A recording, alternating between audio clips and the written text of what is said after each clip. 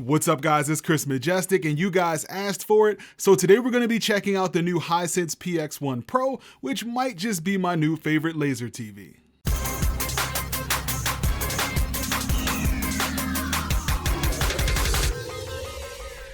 Today's video is sponsored by Huel.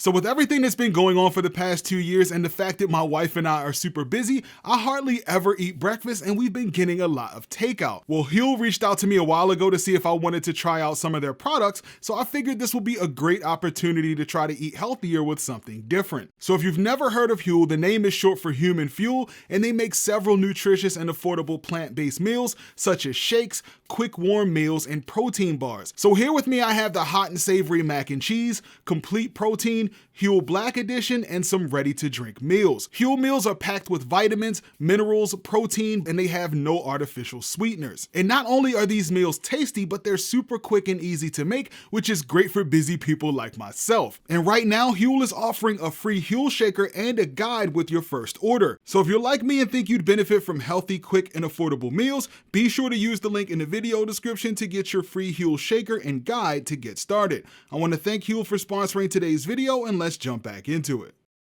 So it looks like my suspicions were correct. I assumed that we would start seeing some major price drops on laser TVs this year, considering the competition and maturity in the market. Well, it's been almost a year since I reviewed the Hisense L9G, which was one of my favorite 4K laser TVs, and today we have the new PX1 Pro, which is the latest 4K laser TV from Hisense that retails for $3,500. Now that is still quite a lot of money, but it's priced significantly less than the L9G, which was among the best. Now, considering the difference in price, you might think it's a downgrade to the L9G, but I've actually found that the PX1 Pro is better than the L9G in several ways. But before I get into the performance, let's get it unboxed and talk about the design. So in the box, you get a wireless voice remote, a power cord, an analog to RCA adapter, covers for the front feet, a cleaning kit with white gloves, a wrench that can be used to adjust the bottom feet, and the projector itself. So the first thing I noticed about the PX1 Pro compared to the L9G and the older L5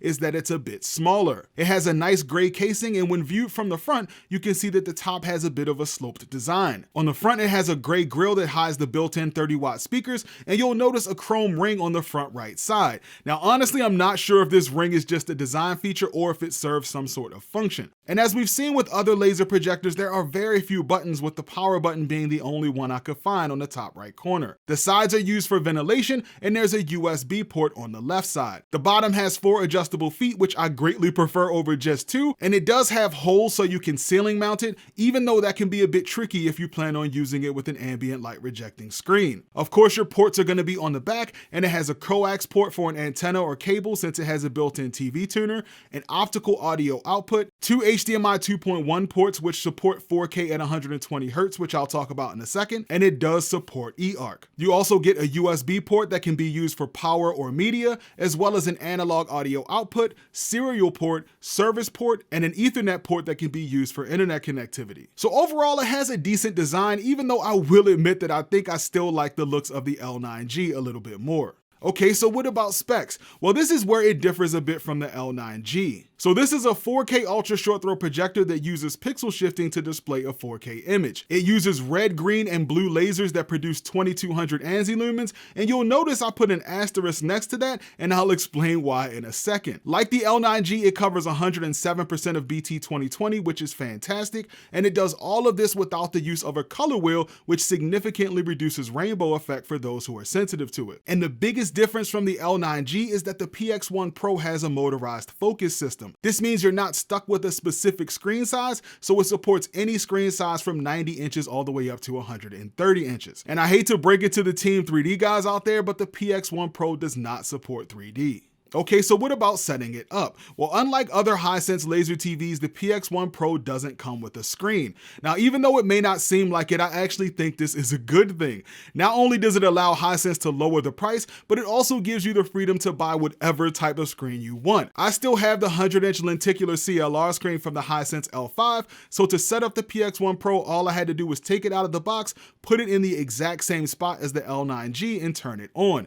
Now, I do have to admit that I was hoping for a better throw ratio compared to the L9G, but it's exactly the same. So the back of the projector needs to sit about 11 inches away from the wall to produce a 100-inch screen, and even further away for a bigger screen. And since the PX1 Pro has a motorized focus, all you have to do is sit it on a TV stand, pull it away from the wall until it's the size you want, and then use the remote to adjust the focus. And I found Android TV to run really smoothly on the PX1 Pro, and I had no problem streaming 4K content over Wi-Fi. Like other Hisense projectors, I have to say that I really like the projector menu structure, and it integrates seamlessly with the Android OS. All of the options are laid out in a way that makes sense, and it was really intuitive and easy to navigate. It has the full Android TV Play Store installed with access to thousands of apps, including most of your favorite streaming apps. The only app that I could find was missing was Netflix, which has been fairly common nowadays. You can still cast Netflix movies from a web browser, but if you're a really heavy Netflix viewer, then I recommend buying an external streamer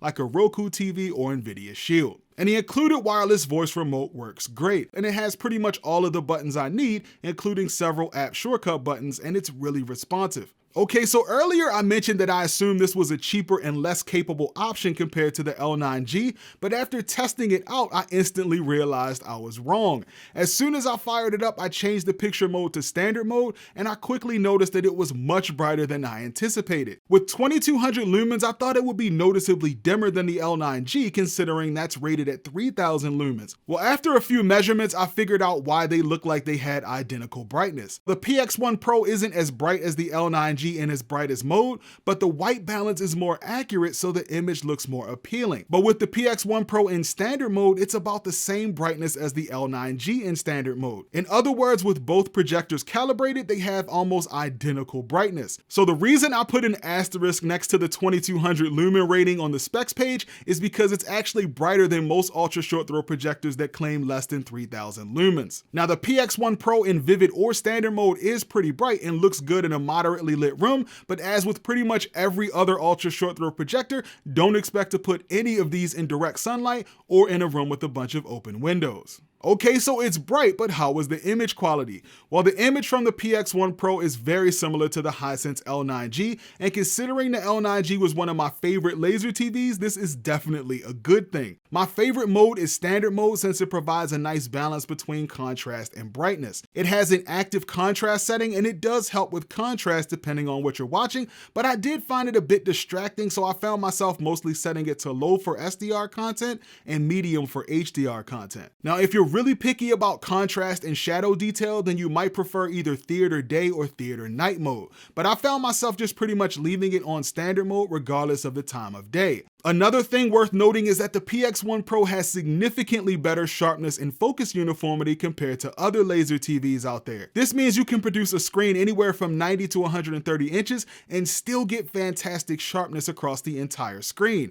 This might not seem like a big deal, but it's really noticeable. And speaking of noticeable, I didn't notice any rainbow effect or RBE from this projector. I found that the newer RGB laser projectors do a great job with this since they don't have a color wheel, so if you're sensitive to it, that's definitely something to consider. Alright, so what about HDR content? Well, after seeing how good the SDR content looked and the fact that it's so similar to the L9G, I had high hopes for the HDR performance, and the PX1 Pro didn't let me down. Even though HDR does dim the image quite a bit, it still has great depth, contrast, and color. HDR is always a tall task for a projector since it usually lowers the brightness quite a bit, so HDR doesn't look that great in the daytime, but as long as you're using it in at least a moderately dark room, then the HDR image from this projector is definitely among the top tier. And this brings us to our next topic, which is black levels. Now, one thing that could have been slightly better on the L9G was the black level performance with the laser at full brightness, and the PX1 Pro performs about the same. Now, one thing that's worth noting that sets this projector apart from others when it comes to black levels